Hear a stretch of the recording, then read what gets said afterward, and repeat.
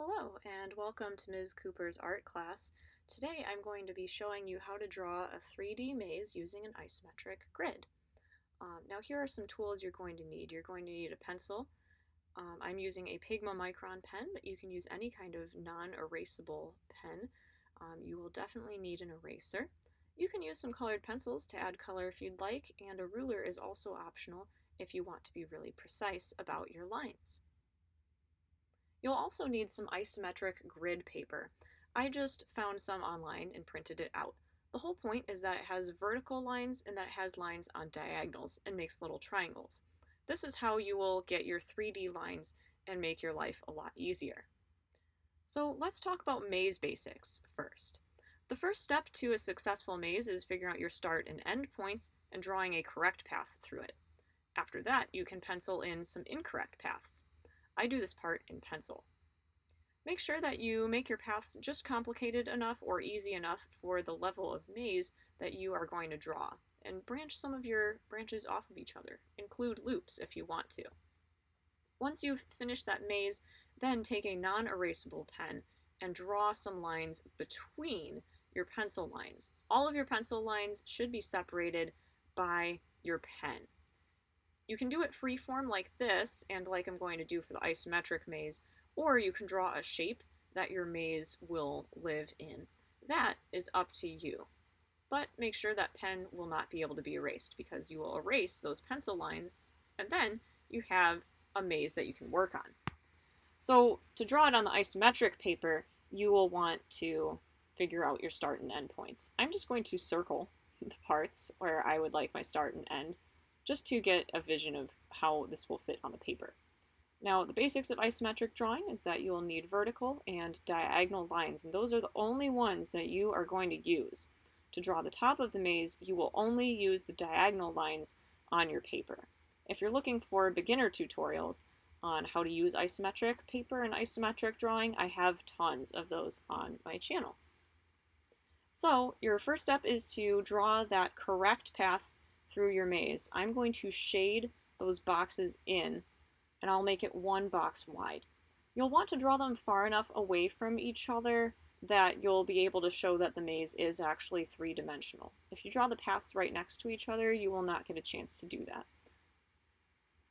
Once you have your correct path through the maze, you can draw all those little incorrect ones. I'm going to draw them with thinner lines to make it easier for me to tell the difference, just in case I need to go in and correct it. I included some loops in there as well because I thought that was fun and challenging. I have this sped up a lot, but you will notice I did make a few mistakes and erase them. Then I used my Pigma Micron pen and I outlined that path through the maze to form that top part of the maze.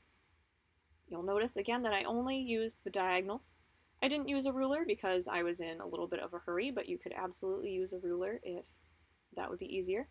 I'm using a Micron pen for this, and for the pink, purple, and blue example, I used a purple flare pen.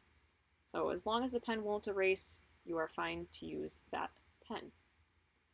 Now your next step of isometric drawing, now that you have your diagonal areas, is to complete your isometric snowflake, I like to call it, and draw those vertical lines that will drop it down into space. I decided that this structure would be 4 blocks tall, so I drew 4 blocks down from each corner. You'll notice I only chose corners going off of that gray path. I never chose a corner from a white area because that would not make sense. When you're in the middle of the maze, you don't have to measure out those 4 corners. Just drop it down from any corner you see until you meet another line.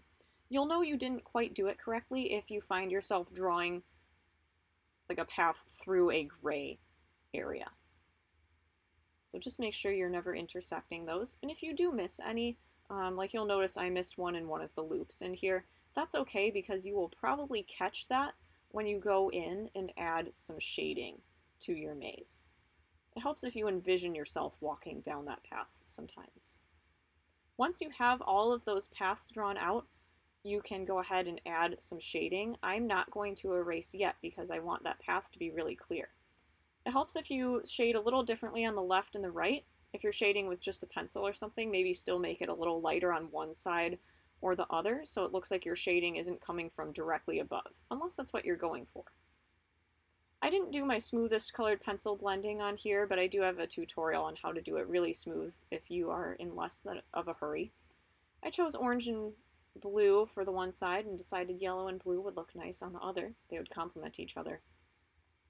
Even in the middle of the maze, I did add some shadows just to make it a little bit easier to see that it does drop down into space and just give it some contrast and make it a little bit more interesting. I also made sure beforehand that my colored pencils wouldn't smear when I go back with an eraser and erase that top part of my maze. The pencil took me about 25 minutes and it was one of the longest parts of this process, in case you're wondering. Once you have that pencil or that shading on the sides to make it look three-dimensional, then you can go in with that eraser and clear up that path and maybe make it a different color or leave it white like I did. So now you've seen my process through the maze. My lines are a little bit wiggly and not perfect, but I'm pretty happy with it, and I like that I included loops in this one. I'll pull my other example over here too, so you can see what those two examples looked like. I'd be super excited to hear about how your mazes go in the comments. Please leave a like if this was helpful, and subscribe for more. Thanks for watching.